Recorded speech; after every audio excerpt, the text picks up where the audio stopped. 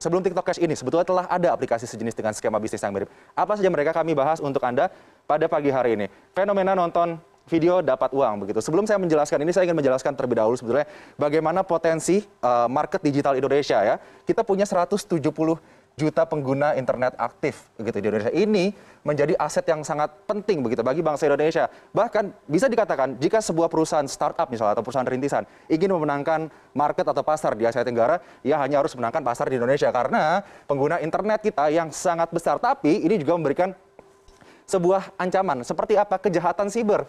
Kejahatan siber bagi para penggunanya yang tidak terliterasi dengan baik terkait dengan keuangan digital. Kalau terkait dengan keuangan digital sendiri, ada yang namanya money game.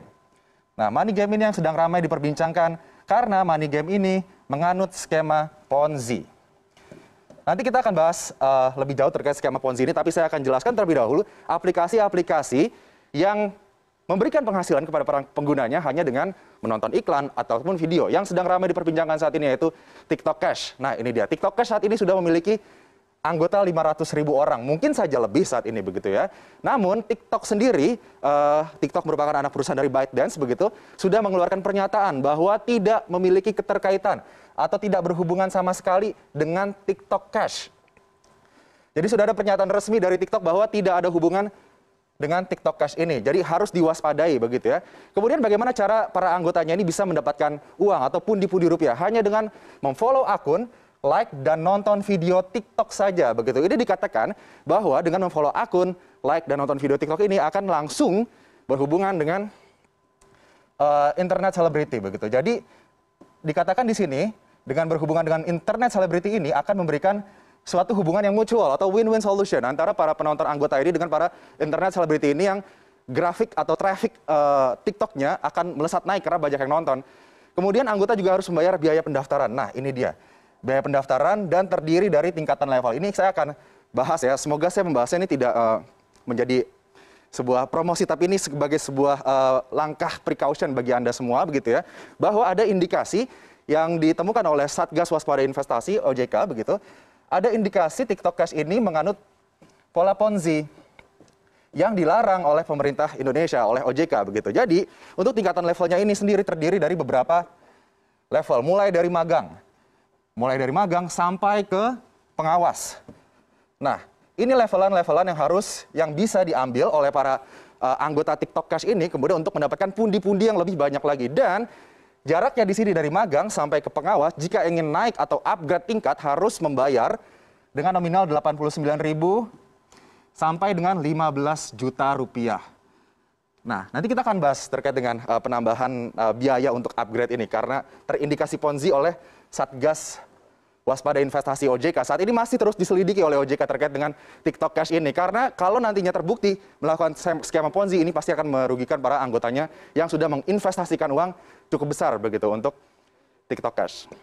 Sebelum TikTok Cash sebetulnya sudah ada aplikasi serupa begitu yang menerapkan skema ini dan sudah dinyatakan dilarang atau ilegal ya.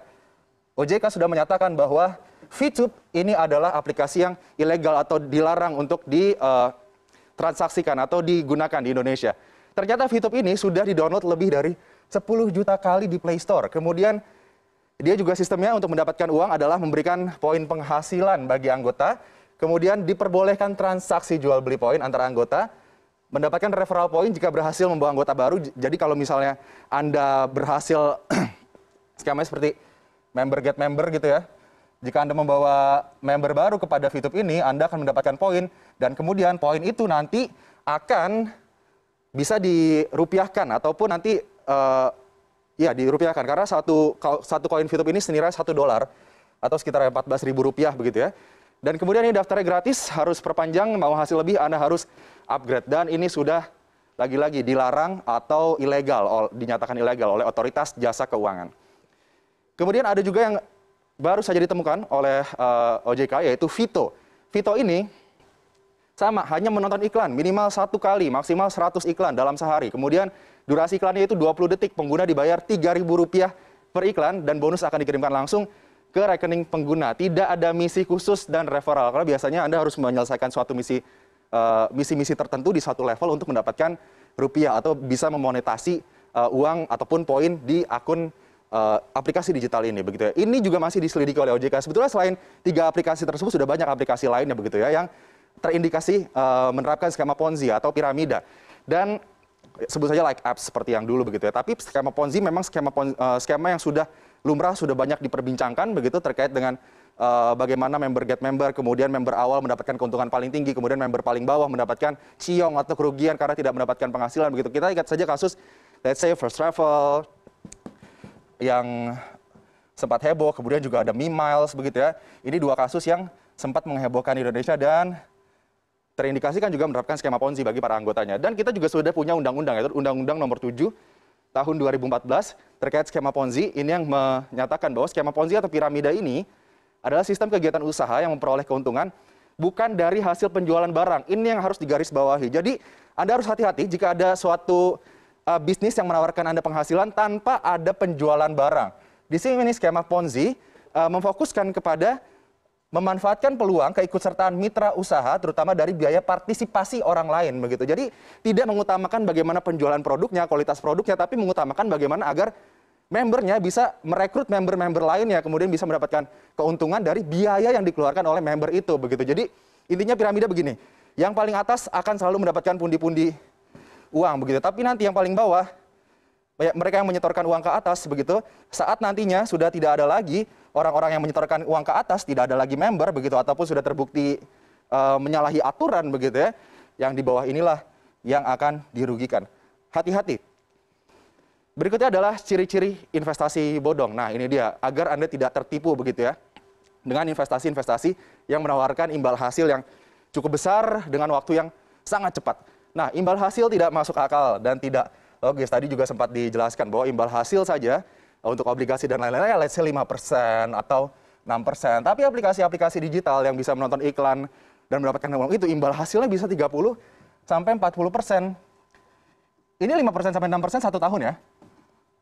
Tapi aplikasi digital tersebut bisa memberikan imbal hasil 30 sampai 40%, bahkan bisa sampai 100% hanya dalam hitungan bulan ataupun minggu saja begitu. Ini harus Anda waspadai. Kemudian ada uang muka yang harus dibayarkan dan dijanjikan kembali dengan cepat begitu. Jadi Anda bisa mengembalikan uang modal Anda itu dengan cepat. Kemudian memiliki layanan lapisan yang berjenjang tadi bertingkat dan skema pengelolaan bisnis yang tidak transparan. Yang paling aman adalah bagaimana kita rutin melakukan pengecekan kepada otoritas jasa keuangan ataupun berita-berita begitu agar kita tidak tertipu, tidak menjadi korban dari money game ataupun skema Ponzi ataupun penipuan berbasis keuangan digital. Pertamina merilis obligasi global sebesar